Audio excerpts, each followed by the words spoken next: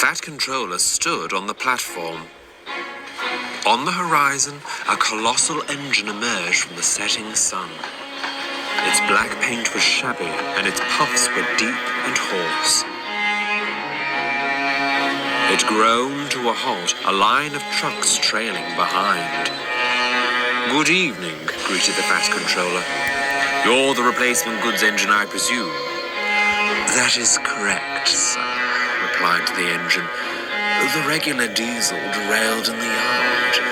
Wasn't keeping a proper lookout, but you know how self-importance gets in the way of some engines," he finished with a wink. "Indeed I do," chuckled the Fat Controller knowingly. "What is your name?" "Dudley, sir. A pleasure to traverse your rails."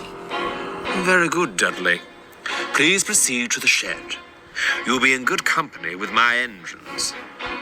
"Thank you for your hospitality, sir. I wish you a pleasant evening."